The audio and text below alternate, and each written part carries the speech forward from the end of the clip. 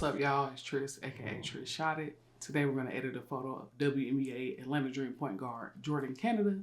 This is the first I've done. I kind of want to make this a series, so we're just going to jump right into it. Y'all can't see the computer. Well, y'all see enough of it, but I have the screen recording going.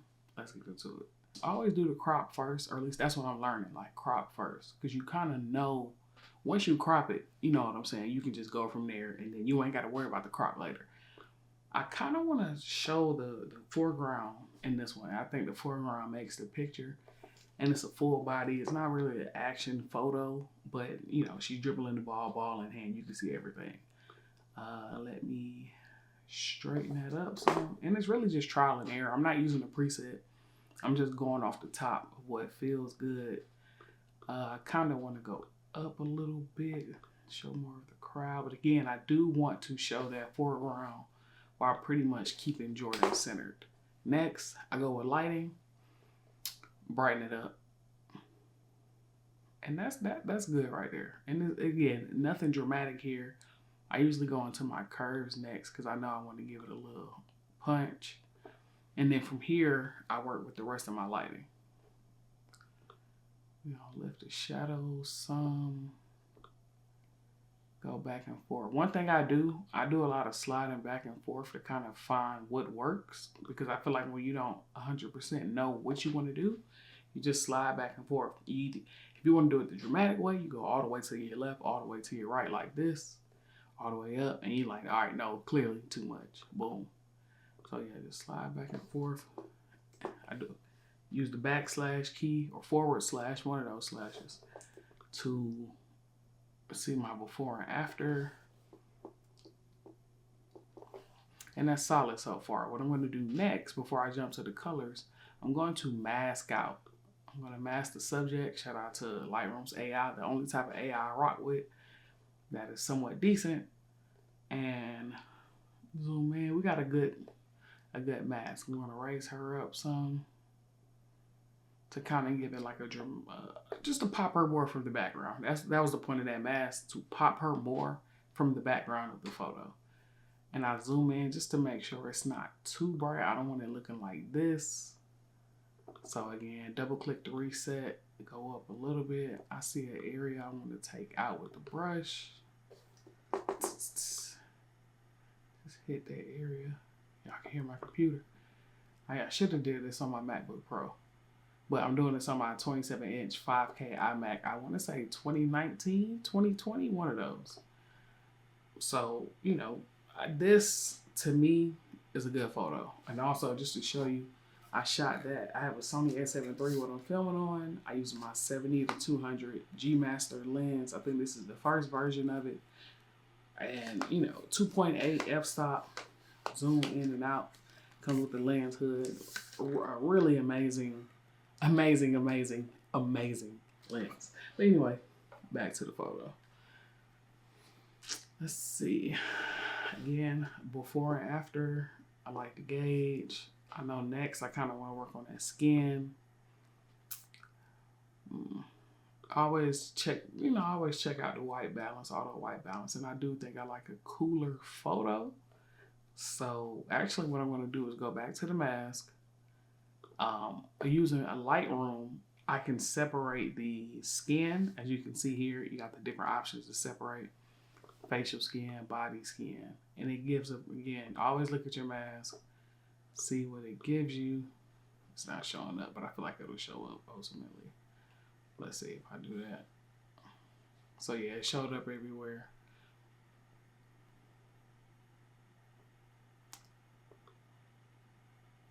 And again, this is where you do your back and forth. I want a little bit more magenta in her skin, get more reds in there. Maybe drop that saturation a little bit. And it's not a huge difference, but to me, it's a subtle difference. See if I can hide it. And then open it back up. And that's gonna piss me off.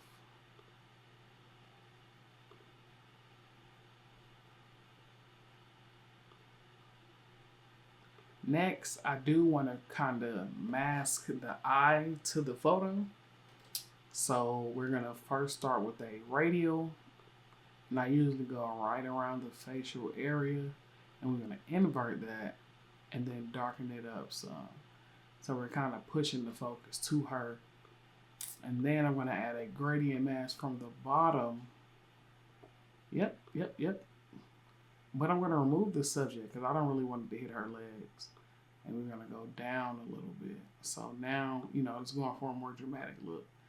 And again, always just play with everything. Just play with your stuff. Play with your stuff. Let's see. That's before. That's after. And again, it's nothing about these things are destructive. So you can always go back. You know, play around with your clarity. Always enable lens correction to adjust to the, I believe it's something with the lens, but the usual adjustment to get it right. Detail, denoise, which is a lifesaver. And of course, like I said, the foreground adds to the picture. It would have been a dope picture without the side pieces, but I feel like the players being on the side and the referee being right there, it just shows the environment of the game. Because by herself, you know, that could be warm up. Clearly, she's not warming up in her jersey, but yeah. So we got the denoise in, which helps get rid of some of that. So if we hide it, see that noise, wait till it comes back. I'm gonna go down to about 25. I don't want it to be too dramatic, but okay, keep going.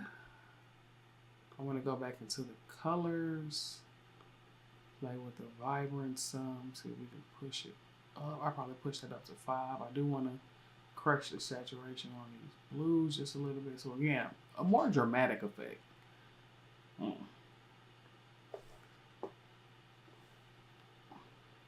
I don't know why that happened.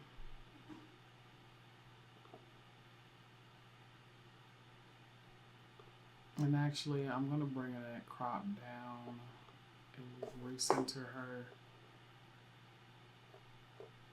I'm going to keep sliding down. I'm not doing any color grading, at least per the tab.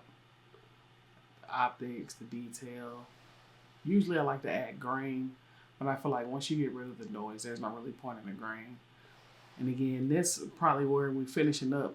Go back to the curves and just play around. Because like I said, we can make it more dramatic. We can flatten it out so it's less punchy, but still has an oomph to it. You know, if you get a little freaky with it, you can pull up your curves and fade out the sides. Like, there's so many different things you can do. I do want to play around with the red curve and see. Not that way. Add little reds. So that's without the curves. With the curves. But I'm going to go back to my curves and I'm going to pull this back down. And again, I make sure it's centered. Sometimes I let the level, let that do its thing.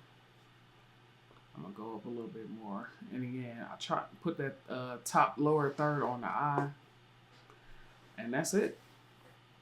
You know, before, after, again, Jordin Canada, my second WNBA game. It was a pleasure to shoot. I think this is a good photo. Y'all let me know what you think. Let me know if you want to see me edit more pictures. Just, you know, anything. Let me know if you want to see anything. I'll give it to you. And again, Trissity shot it. Peace.